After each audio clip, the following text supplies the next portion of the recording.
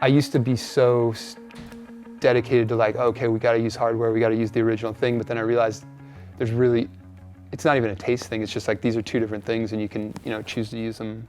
Software does its thing and hardware does its thing, and there's not one right answer to that.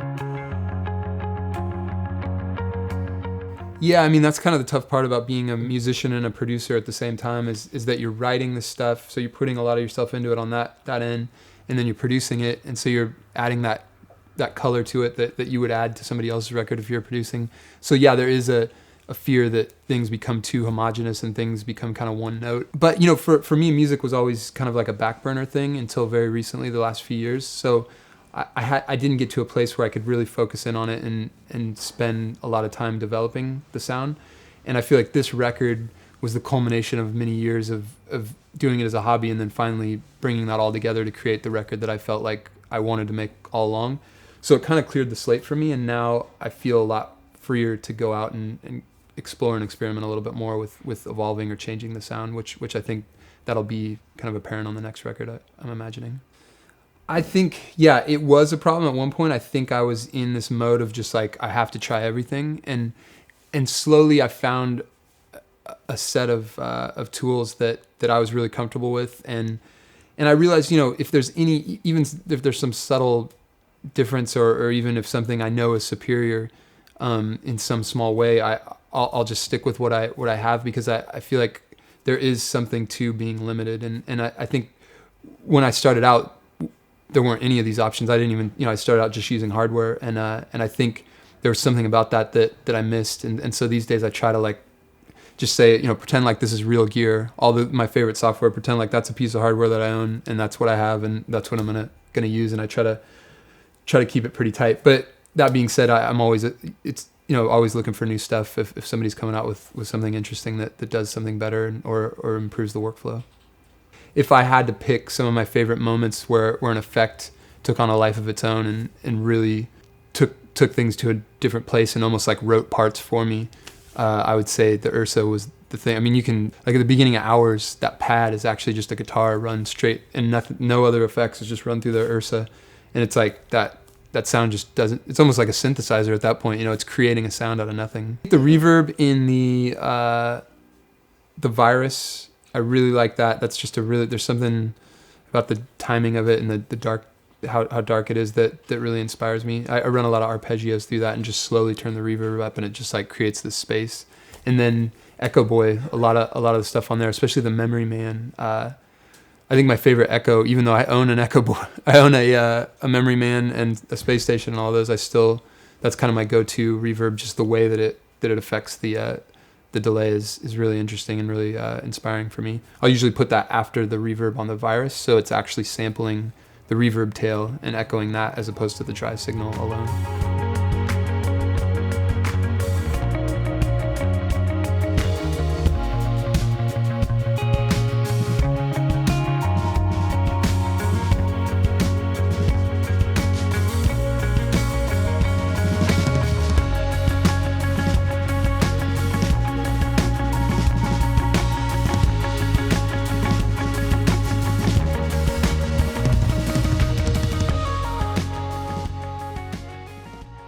For me, the most like inspiring part of the process is actually taking those ideas and almost remixing them. So I'll take like 3 passes where we'll have the initial idea and it's like there's something there, and then I'll spend like a week or so on it, producing it and arranging it out into something. And as that happens, you'll find all these permutations, and so then you'll end up with like 5 ideas, and then you pick the best one of those and then do that again, and that'll make 5 more ideas. And then, you know, a lot of times the one you end up with has nothing to do with the original, but I think it gets more boiled down to whatever it was that you were really trying to express originally.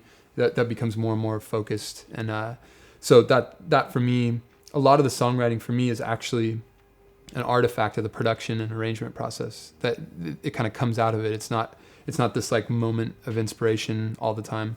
But you know, like a song like Awake, the title track, that was very moment. That was in the moment. That was like an 8 or 10 hours from start to finish. It's pretty much didn't exist, and then it was done.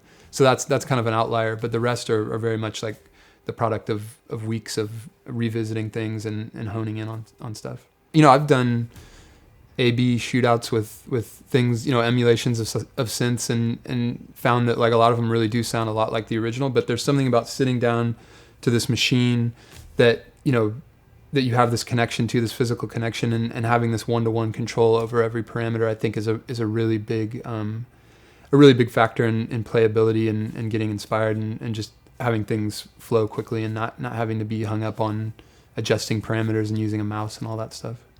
I think at the end of the day, most people listening to the music aren't going to sit there and be consciously affected by it. At least they're not going to be like, oh, that sounds old, or that sounds new, or that sounds distressed. It's more of this subconscious thing that they're picking up on.